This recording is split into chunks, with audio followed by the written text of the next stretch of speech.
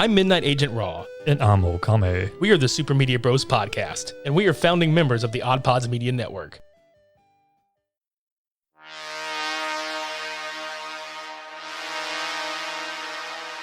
"100 miles per hour. Get that pussy off the podcast. The wake is closed, you little shit." All that and more. We go vampire hunting again? No, it's time to get cryptic.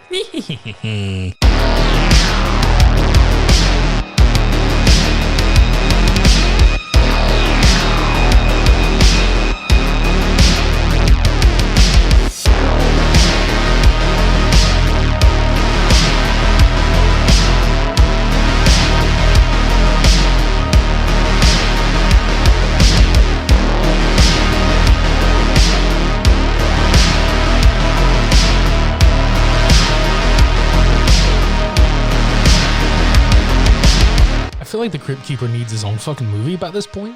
I mean, not just hosting the shit, where he's actually doing his own fucking thing.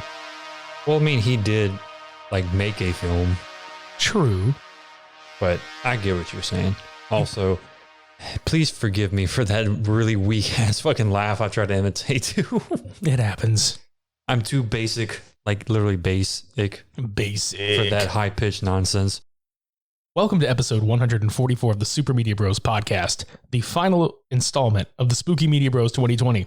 I'm Midnight Agent Raw. And I'm Okame. And I honestly thought you were about to say, this is the final podcast. I was like, fuck, what was I invited? No, it's not the final podcast. The final podcast. Oh. Please forgive the room ambience. We literally just got set up in our new home, and we're still a work in progress getting this shit set up, but we are here. We are a whip. Yes, we are a whip. Whip it good. Dun, dun, dun, dun, dun. Dun, dun, dun, dun, dun. Crack that. Crack that. Ugh. Dad, I'm done cracking. All right, guys, it's another Cult Cinema Showdown, the final Cult Cinema Showdown of October 2020. And we're closing this motherfucker out with two Tales from the Crypt films, Demon Knight versus Bordello of Blood. I honestly only seen one of these movies before we watched this, or we did these on the podcast. I watched Bordello of Blood, I don't know how long ago. I was probably early preteen. Right. I think that was kind of when you get, we were born in 1986, both of us were born in 1986. So getting into that film was kind of the video release of a Skinamax film. I mean, if you really think about it. I mean, that was the era where all these types of films, and I'm air quoting that, pretty much played at 11 o'clock at night till about 3 or 4 in the morning. That was the era. Oh, especially on HBO and all that shit, all the paid cable, all the paid UHF stations that you would fucking get. But we're going to kick this one off with Demon Knight and our boy William Sadler, Death from Bill and Ted. I mean, William Sadler's been in a ton of other shit, but I mean, he's been in the Tales from the Crypt series before himself, but he's playing a character named Breaker that is on the run from Billy Zane. Oh, our boy Billy Zane. Because he has a child. I told him this when I was watching this film. I love Billy Zane to death. I remember watching him on so many fucking films back in the day. And the only thing I can ever recall from that man is just his line from Titanic. I have a child. I forgot about that shit. Until you fucking said it, I was like, I know I've heard that before. Mm-hmm. Oh, Titanic. Yeah. Titanic. That was one of the only decent things about that movie that I really liked was just him being a complete douche nozzle, but it was actually funny to me. Yeah, I can see that. It is pretty fucking funny. So this movie opens up. There's this chick talking about how she's, killed her dude or whatever. And he's literally just chilling in a bathtub full of acid while she's chilling in the bathtub. And it turns out that this is actually the set of a film that the Crypt Keeper is directing. And it's John Larroquette in the bodysuit. Mm-hmm. As the deceased or the acidic person. The acidic death. And it's hilarious because John Larroquette's been on the series as well. I mean, John Larroquette was most famously in Night Court. I don't know if you remember that TV show. Oh, I do. I fucking love that show so much. But he turns to the camera, the Crypt Keeper turns to the camera, and he introduces Demon Knight as this, quote, episode of Tales from the Crypt, which is just a full fucking movie. And like we said, the movie opens with fucking Billy Zane crashing into Breaker's car at 100 miles per hour. Yep. They made sure to emphasize that shit. Must have been going 100 miles per hour. How fast? 100 miles per hour. Was it 100? Was it 101? Was it 99? No. 99.5. 99.5. Let's just round it up to 100 miles per hour. God damn it. God damn it. Yeah. Because, I mean, that's pretty much what these two sheriffs were talking about the entire fucking time. They were trying to figure out what happened. Oh, it must have been 100 miles an hour. Yeah. And set to the tune of, hey, man, nice shot by Filter. Which is perfect ambiance there. Oh, fucking A. We were talking about how much we love that band and Richard Patrick, and it just fits. I mean, this is 1996 that this came out? 95. I was close. Prime 90s. And the story is that he's being pursued because he's holding on to the key. We don't know what the key is for just yet. At this point, we just know it's a relic, and Billy Zane's character, which is called the Collector, didn't know that until, further along, but he's just basically just hunting Breaker down, and come to find out that the guy died, but he didn't really die. He just came back. He's like, oh, yeah, I'm chasing this guy. He has something on mine. I'm chasing him at 100 miles per hour the whole time. But yeah, this fucking relic is key. This relic is key to this fucking storyline. It's key point. Right. So they walk away from this accident, and Breaker goes off to try to steal a car, but he gets chased off by this fucking kid. So he winds up at this hotel, and I think what's the dude name's Willie? Uncle Willie. Yeah, and it's the same. I feel stupid. I can't remember this actor's name. Dick Miller. Dick Miller. Oh, God, dude. Dick Miller. How can you forget Dick Miller? Dick Miller is a goddamn legend, okay? Yeah. That fucker was in like Chopping Mall and a whole bunch of other fucking cult films from the 80s, mostly in horror movies. And I love his character so much. He's like the resident town fucking alcoholic, which is weird because it kind of seems like that's what he plays in every fucking movie that he's in. He does this so well. Yeah, he does. It's kind of sad though. I'm sitting there like, God, do you have some kind of history with that shit if you're that fucking good at it? Either that or he was just a good actor, which I'll believe the latter. But yeah, he ends up taking him to the local hotel, which is called Mission Hotel. In Wormwood, New Mexico. Yeah. Just name it a Worm Boner and get it over with. Mm-hmm. That whole sequence when he checks into this hotel and there's just a slew of people that, it's like, okay, you have the concierge and then you have like Jada Pinkett's character, Geraldine. Yeah. And then you got Thomas Hayden Church, who is the father of the child that chases off Breaker. His name is Roach. Yeah. In the Roach Motel. Dude, I swear to God, when you said that, I fucking died laughing. I was like, what is this hotel? It's the Roach Motel. Mm-hmm. But yeah, he tries to get her in a room, and Irene, which is by Pounder. I don't know how to say her name. CCH Pounder. It's so funny because we were Pounder. Yeah. What's her name? Pounder. It sounds like a fucking hamburger. And throughout the movie, she kept telling Geraldine to go make food. Go make him that Pounder burger. It's gonna be a franchise one day. Extra ketchup. But no, she plays Irene, which is the owner of the hotel, and she's like, "There's no vacancy." But as soon as he pulls out money, he's like fucking wads of hundreds. She's like, "Actually, yes, we have a vacancy." Yeah, why? Yes, we do have a room. Well, your money is good here. All your hundreds, your Benjamins. How much is the room gonna be? About $350. As much as you have. Right. But yeah, so the cops wind up coming into the room because the Collector has gathered them up at the scene of the crash. And this is what I thought was weird. There's no question. They don't even fucking take him in for question. They're just like, oh, we're just going to believe this fucking guy. Because he's like, oh, I've been hunting this dude for fucking miles and miles, and he's got something in mind. He's got a relic. He's got, a piece of history, an artifact. He's a thief.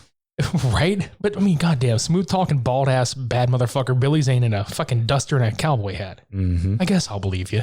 You got those eyes. I'll believe anything you say. You got them eyes. He's got that bald head. He's got that child. He does have that child. He's like, I got a child, goddammit. That fucking pea soup with ketchup. I assume that's what it was that Breaker was eating at the fucking table. I mean, it had to be, because what else could that concoction be consistent of with like that thickness and greenness? They're like, you hungry? Yeah, I want to have that Linda Blair special. It looks like an art project like some little kindergartner made. He's smearing it on the fucking table. It's like finger painting, basically. Oh, I need some more red for this green. But anyways, the key gets found after a couple of things that happened in the hotel. One of which was when Roach comes in. So this lady prostitute is kind of hitting on Breaker at first, and Roach winds up coming in, and basically I guess that's his like regular or whatever, or her regular. And they're fucking in this bedroom, And he's got a car battery with fucking clamps attached to his nipples. Mm-hmm. And you walk him and you just hear him. So bad. It's like a bad, like, 90s band noise. My nipples are smoking. Anyway, they find the key because Dick Miller fucking sells him out. It's like, oh, yeah, I remember him hiding it. I know where it is. It's right here under this table. I didn't even have to look, and I know where he's hiding it. Mm-hmm. Doesn't go as planned, according to the collector, because as soon as they apprehend Breaker, they realize that, oh, wait, the car that the collector had, Billy Zane's character, was also stolen as well, because Breaker's car was stolen. So therefore, they were both going to be brought in for questioning. And that's where Billy Zane's just like, you know what? I'm tired of this shit. Dude, he fucking just fisted the fuck out of that cop in the fucking mouth. Just swat. And he literally, like, I don't know, it's like 3 or 4 inches through his fucking skull, like outside of it. 100 miles per hour. Yeah. Right through his fucking face. It's like, how fast, sir? Officer? Slap. I won't hurt you. Right in the fucking face. But the funny part was he was trying to rip his fucking hand out of his fucking skull the entire time, just like yanking it around. I was like, God damn it. And you didn't even finally like rip his head off. Yep. And he just looked like a little bracelet on his hand. Check out this new artifact I found. Check out this fashion. I got the sense. Dumb motherfucker. Just the velocity at which he fucking just punches. He just, what the fuck? Like, you don't expect it because it's kind of, it's like the first really gory moment in the movie. Right. Just right through his goddamn skull. And that's when the Breaker burns his face, or so it burns. Like every time he touches the key to somebody that is a demon, they smoke, but they don't fucking burn or any of that shit. Mm-mm. So he burns him in the face and he fucking just jumps out the fucking window. And then Breaker decides to pour this liquid that was inside of the key at every opening in the room they were in. Yeah, because the collector goes outside and he's just like, I hereby condemn this motel. So he cuts his fucking palm of his hand open a la Freddy Krueger and bleeds green shit everywhere. And then what happens? He just drops on the ground and he has children. He's like, all my children. All from the Titanic. Check it out. All the children that died came back in this movie. And they're all from the Titanic? Yep. I knew I had significant importance in that film. Tales from the Ship. Yep. Oh, that's great. You were all drowned. Now live via my green blood. Are you angry, my child? You should be. I stole you from your parents. But you were dead anyways. What the fuck? But yeah, he creates these little demon babies, which they end up turning into like full-grown adult demons. And they're trying to get into the Mission Motel at this point. They're on a mission from God. Mm-hmm. From God. From God. Everybody's panicking. Everybody's losing their shit, trying to figure out what the fuck to do. Here's a couple of sequences during this whole fucking thing that I laugh my ass off at, okay?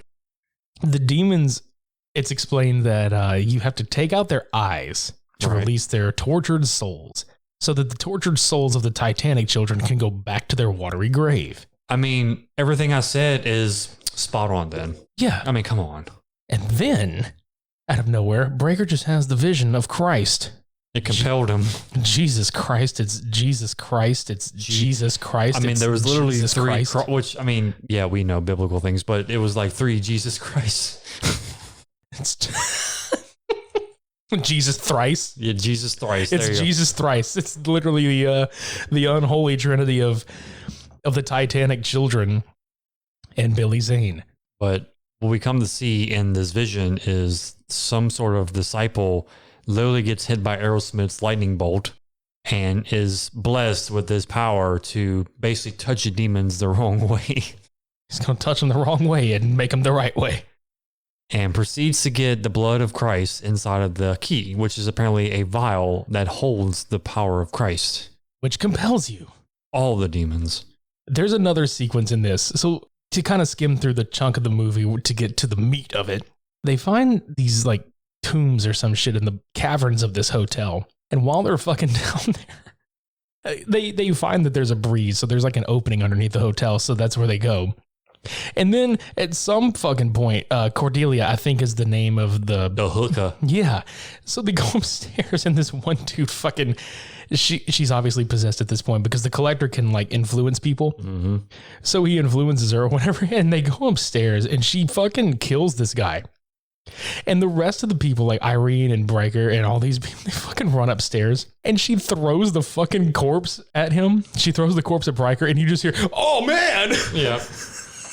Which, a little bit of exposition, there was this one guy, I don't remember the fucker's name because he really wasn't that important in any sense of the word, was in love with Cordelia, and she lured him into her embrace and just fucking killed the crap out of him with, I think he had like her hands like dug into her face, his face and shit. Right. And whenever they were trying to shoot at her, she literally picked him up by the fucking face as a bodyguard, like shield, and like you said, he just got thrown into Breaker. It's like, oh no, this guy. Oh my god. Yeah. But the best part about this whole fucking thing is somewhere in the shuffle, Irene gets her fucking arm ripped off. Oh my god. Really fucking hard. Yeah. And the solution was vodka. She's just fucking chugging vodka, like, oh, and then like fucking poured it all over her arm. And the first thing I thought of was, disinfect your surroundings. Fucking hell. And I mean, what a way. Just like, you know what? I'm thinking about drinking vodka. My arm's ripped off. I'm just going to get drunk. I mean, apparently it's the first stage for every solution there. So right. And then there's another vision of the Jesus thrice. And there's the blood of Christ in the key. Blood of thrice. The blood of thrice is in the key. And there's more demons in the catacomb, which Roach winds up freeing like a dumb shit. Yeah. So like I was talking about earlier, Breaker has this power, I guess, with the blood to create barriers in any kind of opening to where nothing unholy can go through, basically. Well, dumb shit Roach decides to shoot one of them in the fucking eye, which made them explode on the other side and just annihilated the rest of the wall that the barrier was attached to. And yeah, he fucked everybody. He fucked up real good. Yeah. So then that same dumb motherfucker, his kid was the one from earlier that tried to stop Breaker from stealing the car, from breakering into it. Danny boy. Yeah, so Danny is his kid, and he was in the mines. Mm-hmm. He's like, oh, the bad guy's back, and obviously the bad guy is the collector at this point. And then there's another flashback where Breaker is in the war, and then he gets the key from a comrade of his in war, and the guy puts his blood in, and he's like, take it. So you come to find out that there are people that are chosen to carry this key, and they are called the Chosen One, and somehow their blood becomes intertwined with the key and shit. Right. So that's why he's got the 7-star markings on his hand. He's basically a Dragon Ball. Right. He's the Goku of this movie. But the idea is that the demons need 7 people and to collect the 7 keys to be freed and to be able to roam the earth without any kind of gate. And you find out that Breaker is like older than fucking dirt. Yeah, because he was born in like 1917 or something like that. Yeah, I don't remember how old he was, but yeah, they got Uncle was like, so that would make you about almost 100 years old. Right. And the whole time that this is happening, you start getting the feeling that Jerrilyn, which is Jada Pinkett's character, is going to be a little bit more, because they definitely go out of the way to make it known that she's on a work release program at this place. So she kind of has that whole, these people are giving me a really shit time vibe. And she actually winds up being Breaker's successor, because at one point, the collector's trying to like influence her, but she kind of resisted. And she's the only one that actually does resist it at this point. Because that's why she's special. Right. And at the same time that that's happening, fucking Willie has a vision of these topless chicks everywhere. And this is one of the funniest scenes in the fucking movie when old boy is fucking standing there. And by old boy, I mean the collector. He's the bartender. Mm-hmm. He's fucking chewing this like thin ass stogie with his little fucking hat and his little Ray-Bans on. And he's just like, oh, this is some good fucking vodka or good whiskey. And he just fucking keeps getting him drunk and shit. Drink up. Good old Willie gets fucking possessed. And he gets decapitated. But even then, he was still attacking fucking Breaker, which come to find out, I think wasn't it Danny that stuck his head on the fucking antlers? Oh yeah, that, god damn it. Because he first thought that covering his face, he wouldn't be able to see what the body was doing, basically. So Breaker's like, no, you gotta kill him in the eye or shoot him in the eye or whatever. So Danny picks his head up and like literally shoves the fucking head into the antlers and just gores his eye out. No, what a kill. Yeah. Meanwhile, Roach has been given Breaker shit this whole fucking time, right? So he's like, oh, well, you're a goddamn war hero. Tries to like shake his hand and shit. And then he fucking lifts the key off of him secretly like a fucking asshole. Tries to make a deal with the Collector, which that you already know what happens next. That shit fails miserably. Yeah, he's like, you have my word. And then as soon as he leaves, like, oh, by the way, I lied. He just gets ripped to shreds and shit. Mm-hmm. The best part after this, though, he rounds the corner and then gets a fucking arrow through his eye and he falls the fuck off of this ledge through a table. By God. Stop the damn movie. Stop the damn movie. This man is broken in half. This man has children. You should have screamed whoop whoop going down. Whoop whoop. Fuck this shit. This is Super Collector. Today I'll be jumping through a glass table with an arrow in my eye. This is for the juggalos and juggalettes. Don't try this at home and I hope you like it. You mean the demons and demonettes? This is for my demons and demonettes. Please try this at home and I hope you like it. Whoop whoop. Fuck this shit. And dies. Mm-hmm. Go follow Superhuman on Twitter if you want to know what the fuck we're doing. So then Irene has the great idea. I don't want to live one-armed anymore. I don't want to be... Actually, you know what? This was probably a drunken idea. Mm-hmm. So she's consumed so much vodka. She's like, you know what? Let's just strap grenades to me. Yep. And then the cop. That's the thing I didn't understand. The cop was not injured, was he? No. Okay, so the leftover police officer just fucking hugs her from behind while she blows the fuck up to sacrifice herself to cut Geraldine, Breaker, and Billy a break as they're trying to escape. Why did the cop have to die? I mean, he was more of like the moron at this point, so... You know what? That's a goddamn good idea, Irene. It's 100 miles an hour. 100 miles an hour.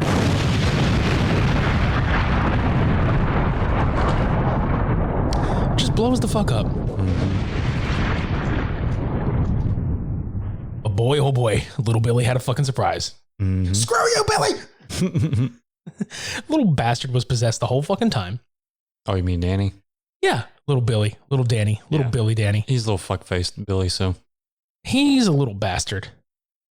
Now, I forgot to mention like how well the practical effects in this movie were. By both these films, actually, but this one was pretty good. Oh, hell yeah. Especially when they made Danny look like something from The Thing, because the way that they morphed his head and shit, it was so fucking cool.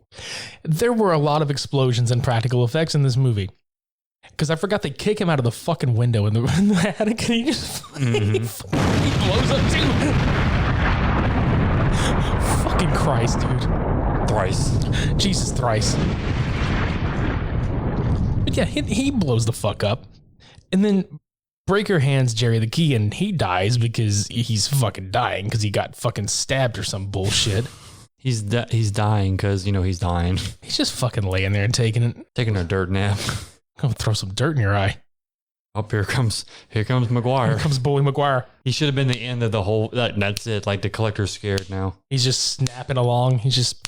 Well, I mean, Sandman's in this one, so yeah. Yeah, Thomas Hayden Church was the Sandman.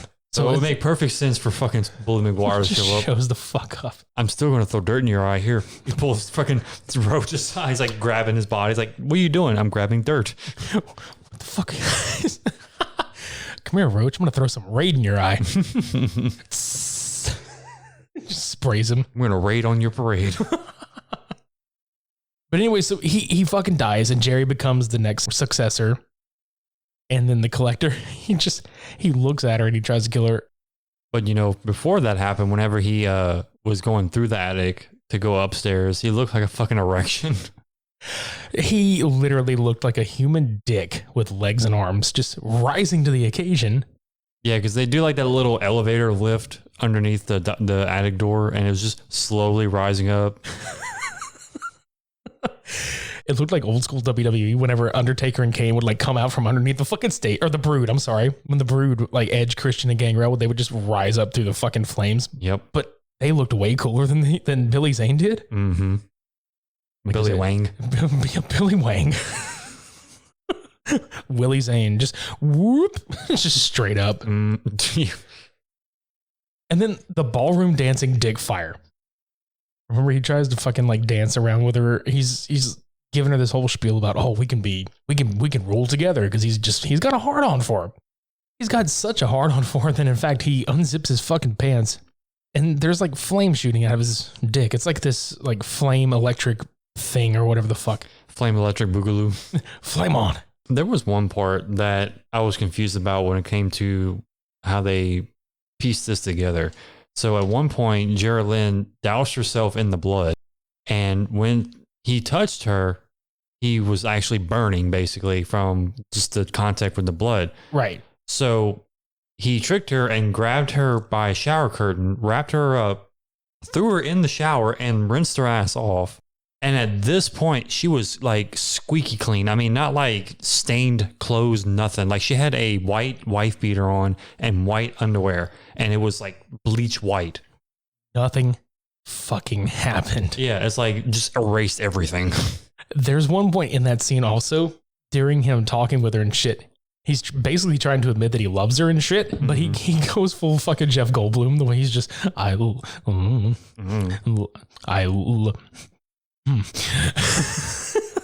He has a hard time rolling his L words out. Just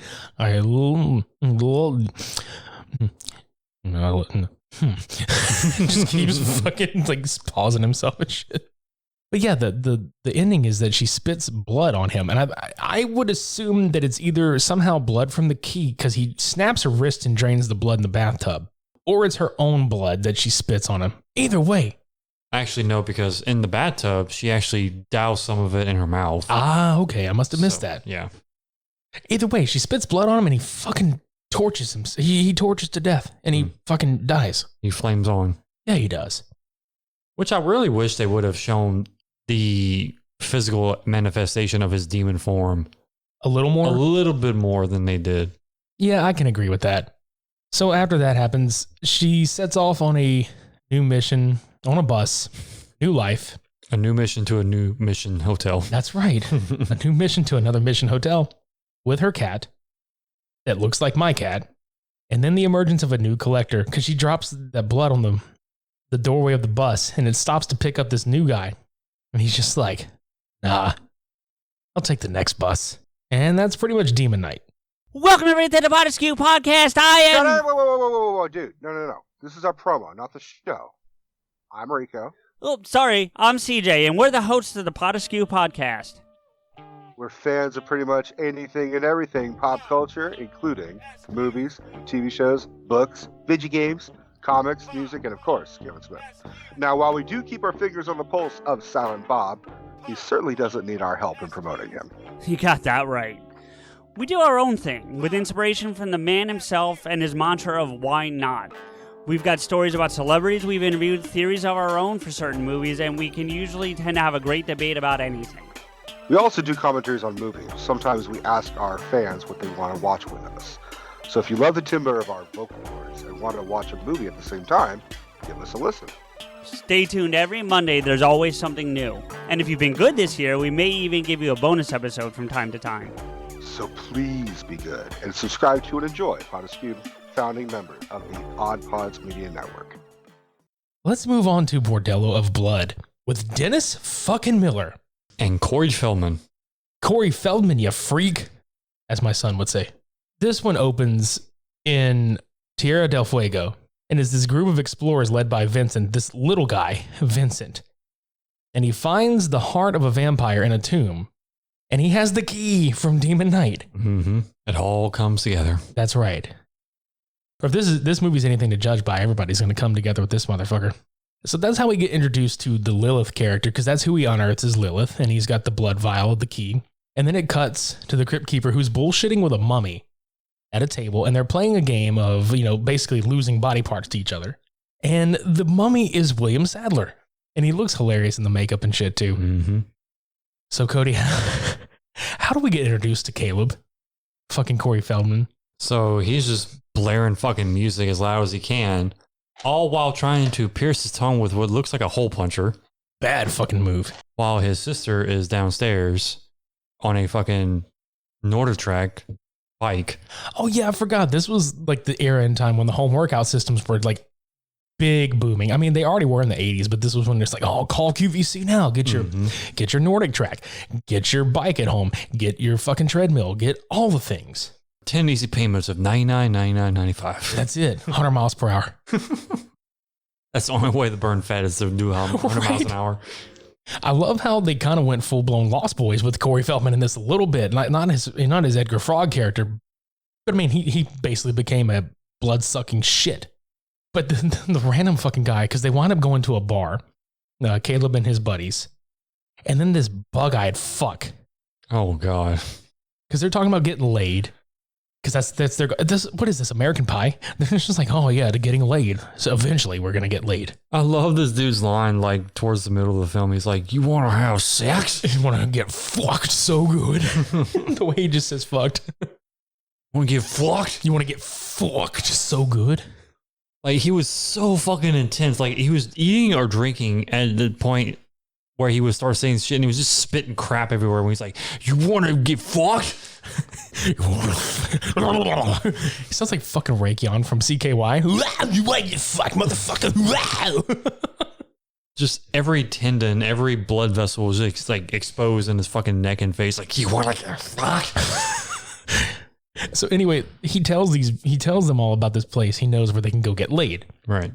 So once just being Caleb and his buddy, they go to this place. And when they open the fucking door, the best way I can describe this son of a bitch is like if John Hammond and Hugh Hefner had a fuck child.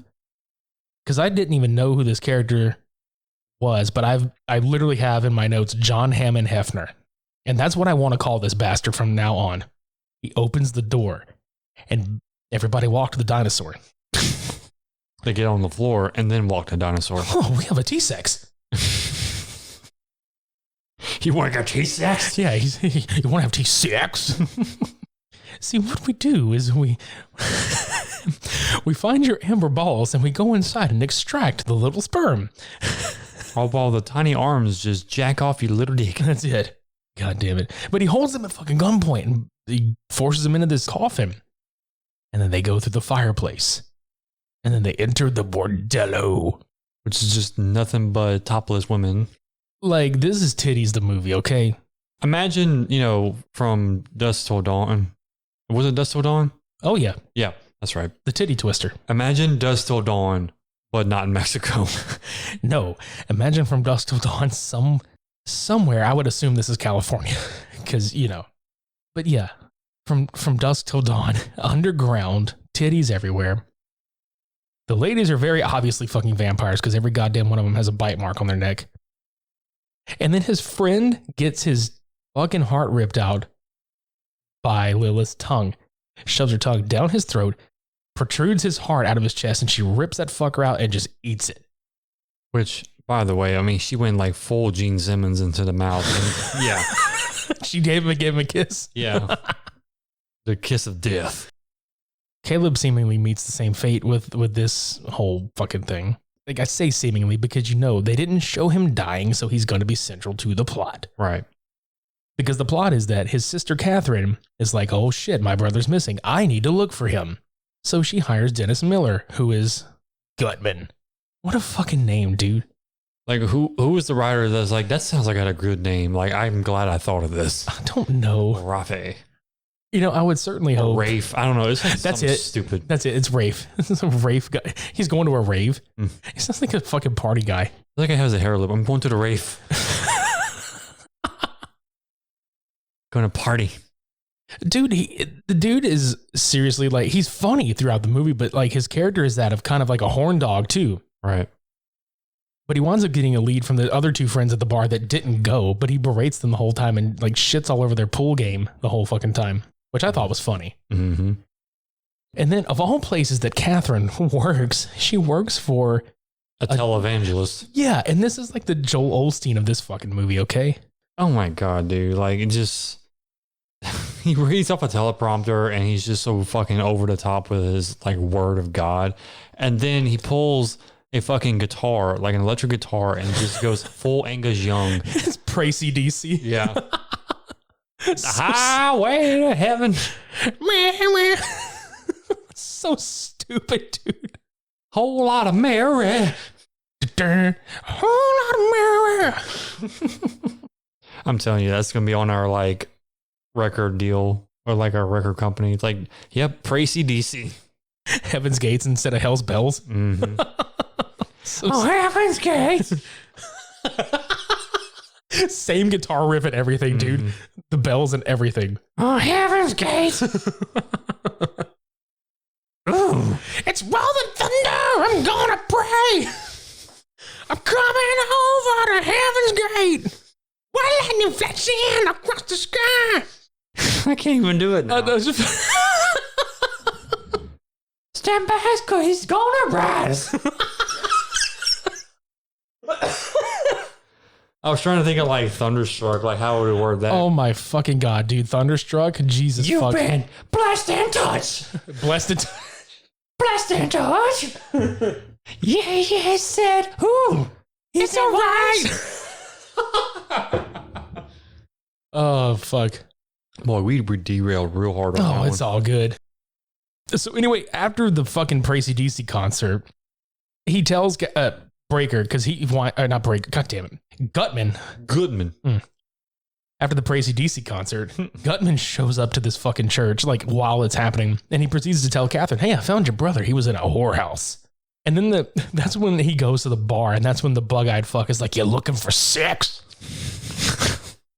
I love that line so much. You're looking for sex? You're looking for sex?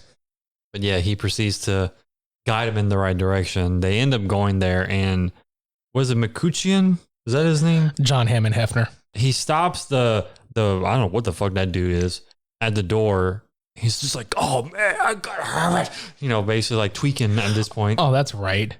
And Gutman goes in and basically proceeds to go the normal route into the fucking bordello.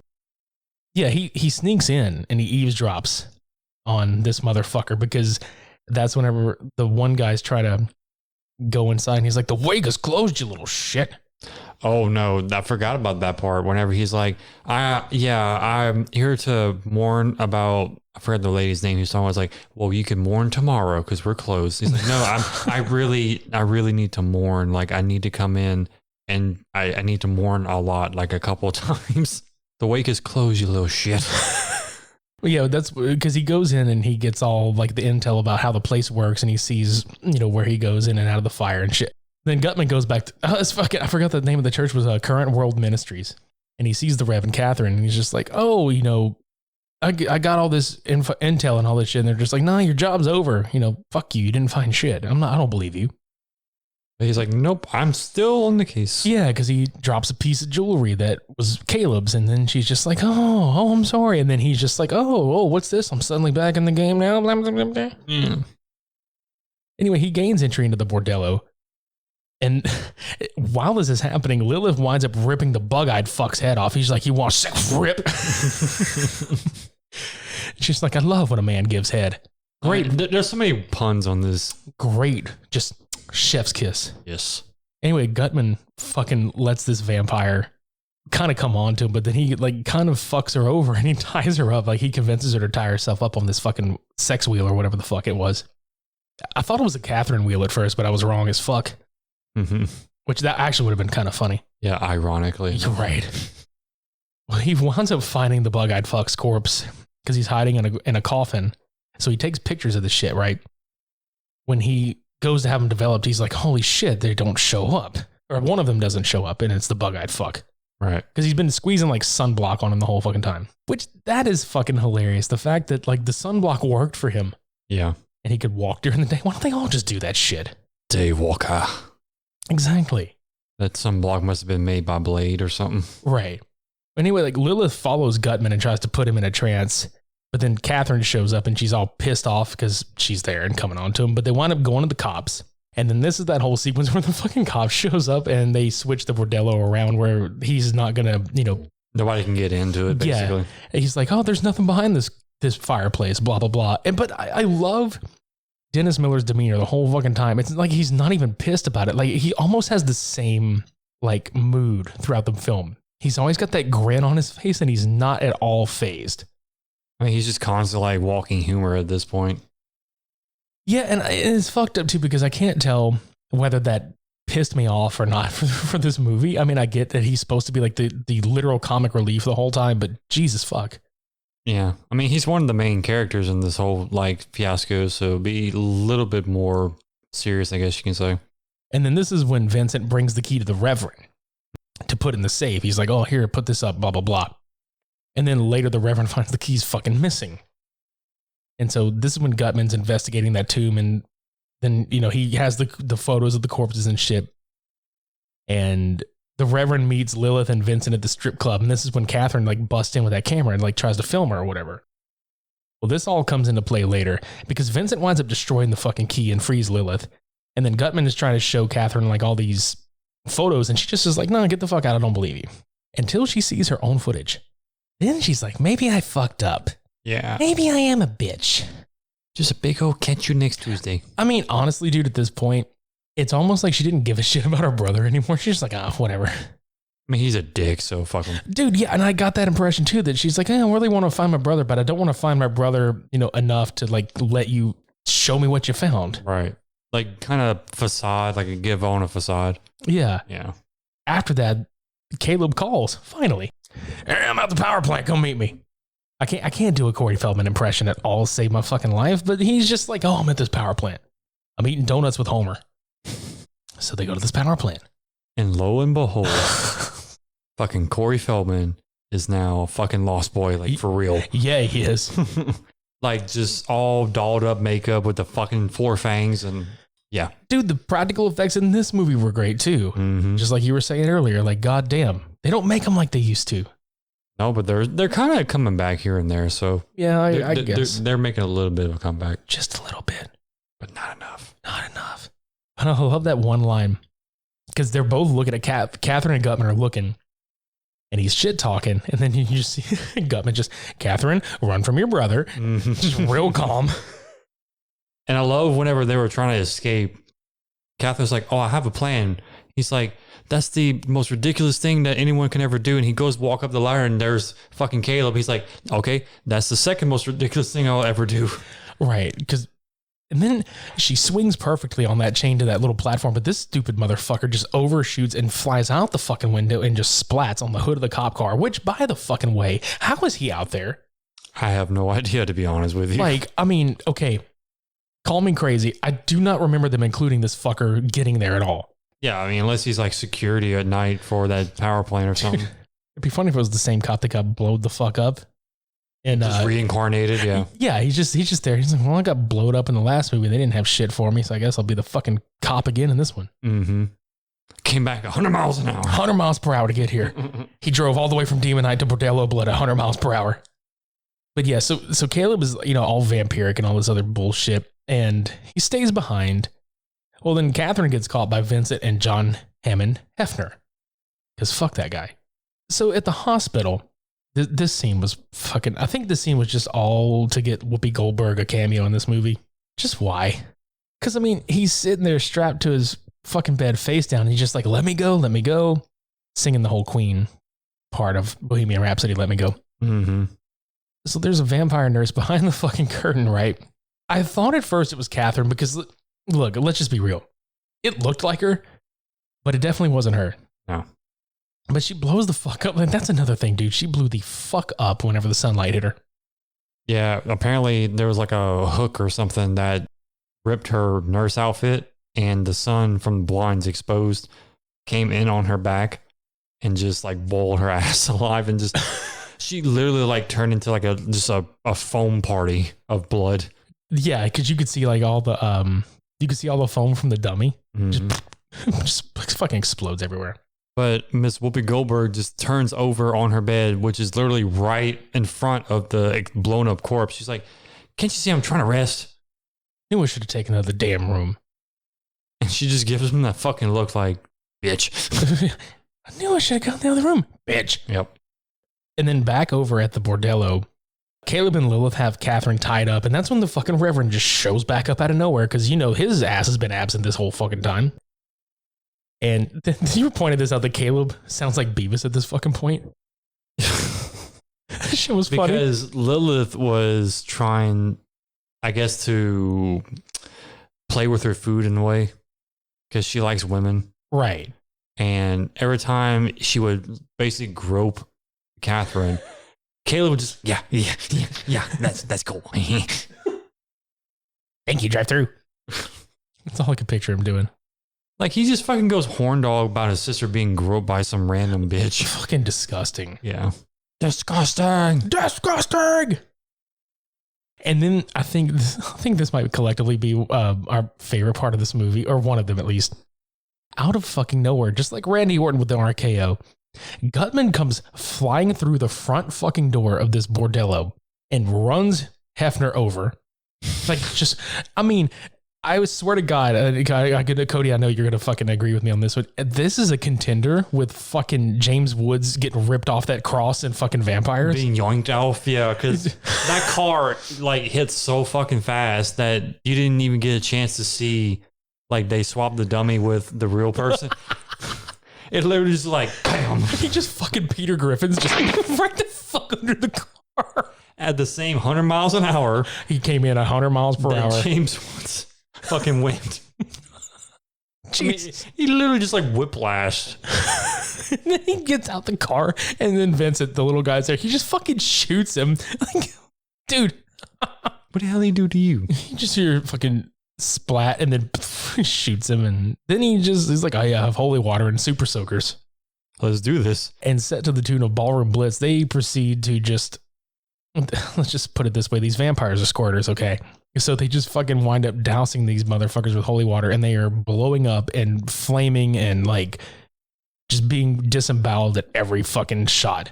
But you forget, like you had mentioned in the movie, it's not Ballroom Blitz, it's Ballroom Tits. Yeah, because every one of these vampires are fucking topless.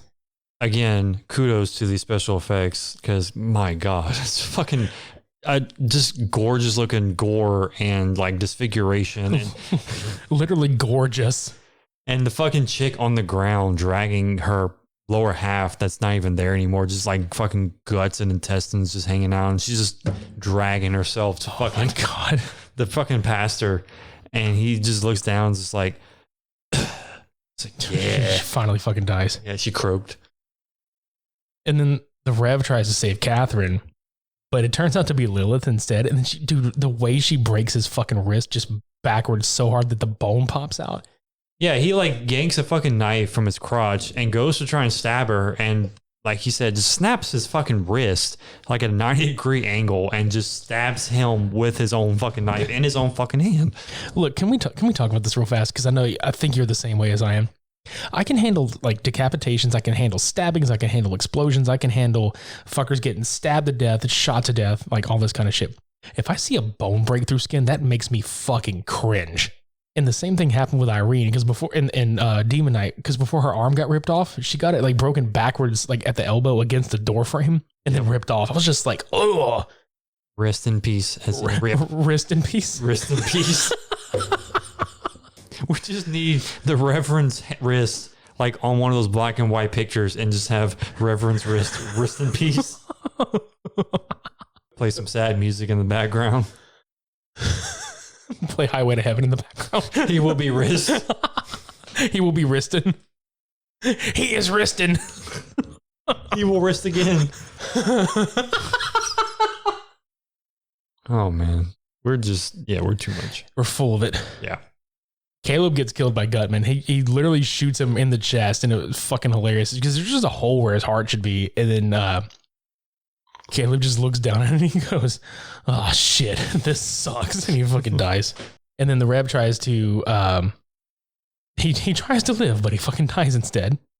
We forget to mention the fact that he came in with fucking stakes and everything, but didn't use one. He only had the little purple pistol, the water pistol, and that's all he used. Because he literally walked into that bordello, like the main entrance, not the actual entrance, and he was like, "Oh yeah, I came ready to go," and he had like 2 hammers and like I don't know how many stakes in his little trench coat, but didn't use one. Didn't use a goddamn thing. Because I guess, Dennis Miller's idea for, Jesus juice. And then at this point, Gutman slices Lilith's arm with a fucking axe. Oh, no, we're not talking about like just cut like a little. No, it's like from shoulder down to about her mid-boob. Yeah, her deity. And she fucking just like, flex tape like that fucking arm back on. It's like, I chopped this bitch in half and I used fucking flex tape to put it back on. Use flex tape to put it back together. She's like, you really fucking suck. No shit. Yeah, I love that. She flips him off, then she just dissipates and goes elsewhere. The Reverend dies after this, right? And then Gutman finds Catherine, checks her for bites, and then the next plan is to go to the fucking church for, I don't know what the fuck the reason was. Going to the church and broadcasting. What are we broadcasting? I guess to expose what's going on. Who the fuck's gonna believe this shit, though? That was kind of my other plot hole thing. It's like, who the fuck's actually gonna believe this? Because you think of all the convincing it took to get Catherine to believe. But the thing is, if she would have died mid-broadcast, they wouldn't have seen her. Dude, and exactly, they would have been like, oh, God just came and struck her down for lying. God's the evil. Dude, holy shit, that would have been fucked up. But that would have been like only in the way that like Tales of the Crypt could have pulled that shit off. And for the grand finale, okay, the little dude, or the guy in the back that's doing all the soundboarding and shit just gets yoinked off screen. And then fuck it. Let's cut the budget a little bit and just throw strawberry jam all over the fucking screen. Because that's what that shit was. I mean, they were probably in production. They were like, we're in a jam, guys. The effects crew was off for the day, and the director had a fucking PB&J just sitting there, and he was munching on. He was like, here, just take this, and he just slides the fucking jelly jar over, just throw it against the fucking wall. Splat. Laser light of the Lord.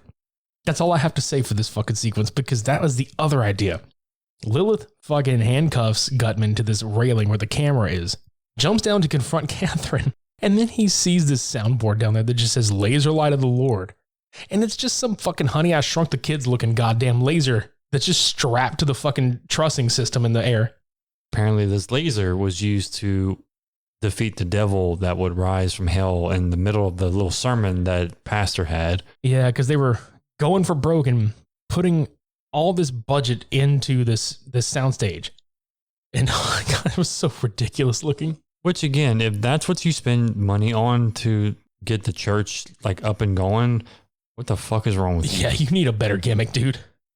Like, first of all, don't waste people's money that they donate to the fucking church, But I mean, if we're talking that this guy's the Joel Osteen of this universe, then they got it accurately. But yeah, I mean, I can actually see Joel Osteen investing money into something like this. Oh yeah. Just because. Oh fuck yeah, dude. How can I top myself? Well, a fucking laser would work. Sharks with frickin' laser beams on their frickin' heads. That attacks Satan. Yes.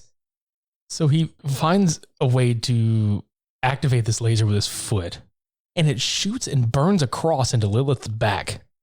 Which I don't know how, because that laser did not move at all. It shot a straight beam and just somehow made a fucking cross. Like lickety split. And this is the other confusing part. So she's walking around to go kill Dennis Miller, to kill Gutman. And I don't know what the fuck she grabbed. It must have been a piece of the stage, but Catherine just winds up, because the way to defeat Lilith at this point, because she's freed, is to separate her heart into 4 pieces. That bitch grabs this fucking something. I don't know what the fuck. It looks like a little Triton. It was a pitchfork or something. Yeah. And it was a prop. Somehow, like, and you pointed this out, how she perfectly stabbed her right in the back enough to get her heart into 3 pieces. The prongs weren't even sharp at all. Like, there was just a point that they basically like shaved on there or whatever. The prongs themselves are like a good inch or 2 apart from each other. So how do you pierce literally a straight line, like set of prongs into a heart and perfectly pierce all 3 and then knock the 4th piece into Dennis Miller's hand? Yeah, that whole fucking thing was just kind of questionable at best. It just kind of makes you sit there and just go, no. I'm not buying this at all. But anyway, she fucking dies horribly. I just love that. Anyway, she fucking dies. Yeah, she fucking dies. Jesus Christ. Jesus thrice. Horribly. They cremate her, and they put her heart back in the box that Vincent had in the very beginning. Catherine and Gutman leave to go to their vehicle, and he starts like feeling her up because she put her hand on his leg. He's being creepy about it. And then he's going to lift her skirt, and then he sees like 2 bite marks, and he's just like, well, that's an interesting perfume or whatever the fuck. And she's just like, it's not perfume, it's sunblock. And she bites the fuck out of him. Plot twist, but it's too late because it's in the fucking movie. Yeah. And then it closes with the Crypt Keeper winning that little bet with the mummy because it's just his head left over. And he's just like, oh, you should quit while you're ahead. You know, the classic Crypt Keeper joke and shit. Mm-hmm. And that's Bordello of Blood. There are certain aspects about both of these movies that are really enjoyable. But I really, this is just me. I feel like Demon Knight. I was saying the same thing, only because it kind of had a better like story to me, and two, it had Billy Zane. Come on. And that's not to say that Bordello of Blood is shit by any means, but as far as the two of these movies, it's definitely Demon Knight. I feel like the factor that plays into that, aside from Billy Zane just being there, like you said, is a better story. I feel like it was not as convoluted. I feel like there was less titty. Bordello of Blood is absolutely a fucking Skinamax film. Mm-hmm. Demon Knight was a very well written, like kind of action horror. Right. And I really enjoyed the plot more. The comedic moments were pretty good in Bordello of Blood, I'll admit that. But I think Dennis Miller just kind of killed it for me a little. He was just too funny the whole time. Dennis Killer. Yeah. Dennis Killer. Demon Knight is your fucking winner, everybody. Whoop whoop. Yeah, whoop whoop.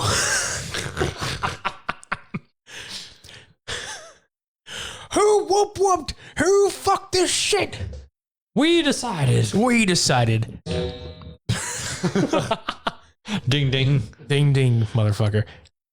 On a completely separate note, thank you guys so much for hanging with us through October. It has been a fucking rough ass month for the two of us, but we have thankfully come out on the other side in one piece and trying to get this shit back up and running. Like back to normal state of mind, I guess. Yeah. And again, we're going to do our damnedest to fix the fucking audio quality a little bit better by next week. But thank you again for sticking with us and sticking by us. And you guys have kicked so much ass that we've actually broken our download count. You guys have given us over 2,000 downloads in this month alone. And we doubled last month's downloads. So thank you guys so very much for that shit. Other than that, we have hoodies finally. Like, it's confirmed. We have hoodies in the merch store. So go buy some fucking hoodies because it's getting close to that time of the year, everybody. It's actually getting cold down here, but not quick enough. Yeah, so if you're out in the Midwest or you're up in the Northeast or, you know. Or Canada. Up in the Canadian portions of the America, hey, get you a hoodie. Wear that shit while you listen to us. Wear it proudly. Check us out on Apple Podcasts. Give us a rating and review if you would like to. Follow us on social media. It's all in the show notes below. Check out all the other shows on the Odd Pods Media Network. Coffee.com/supermediabros. That's ko-fi.com/supermediabros.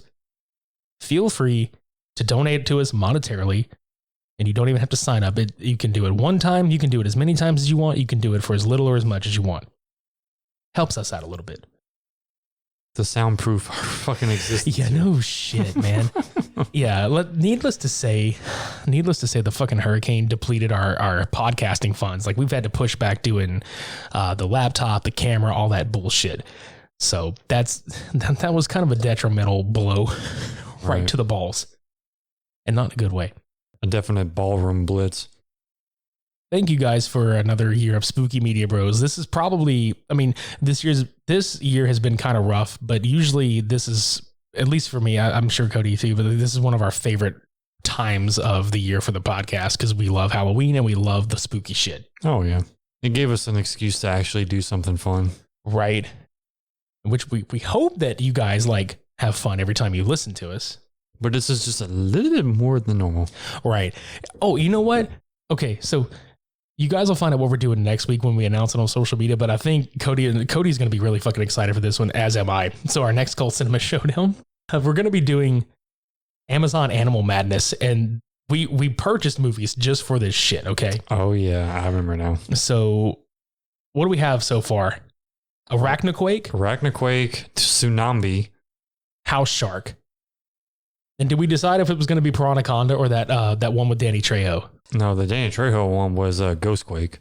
That's right. But anyway, yeah, it's basically going to be like a quadruped of animals going super, super duper natural. Yeah, it's going to be some dumbass shit, man. Because like what started this whole thing was we were just cruising through Amazon Prime one day, and I think we saw Tsunami, and we were like, what the fuck is this? And then we started thumbing through, And we were like, oh my God, there's House Shark. Oh my God, there's Arachnoquake. And it was initially going to be Piranhaconda, but I think we're going to be doing a different film. But regardless, like that's a thing. And then for our Thanksgiving Cult Cinema Showdown, we're going to be doing Blood Rage versus Home Sweet Home. And then after that, we'll be diving into the Santa Media Bros portion of December. And then on to the new year, which we are fucking glad to be leaving 2020 behind. But I say, can we just retire it now? No shit. We aren't retiring. Oh, hell no. But I want to just put 2020 out of his misery. Well, I know it's really early to announce, and I kind of hope people stick with this one, but I figured the best way to leave 2020 behind is kicking off 2021 with the Death Wish month that we did have planned for September. I'm down. Yeah. January, we'll be doing Death Wish all fucking month long. I mean, you got Death Wish 2 versus Death Wish 3. Then you've got the 1972 and the 2018 Death Wish. Then you got Death Wish 4 versus Death Wish 5. And then there's literally a ripoff called Death Kiss, which looks ridiculous as fuck. Kind of excited for that one. Oh, yeah. We hope you enjoy everything we were putting out, and we hope you enjoyed this October's slew of content. And I'm not sure what we'll do next year for it, but I can only imagine it's going to be trying to up the ante a little bit. You never know what we're going to throw at your faces. It could be a jar of fucking strawberry jam. Or dirt. Throw some dirt in your eye. You ready to get out of here, dude? Mm-hmm. All right. Thank you guys once more for listening to the Spooky Media Bros 2020. Until next week, I've been Midnight Agent Raw. And I'm Okame. Shades on. We're off.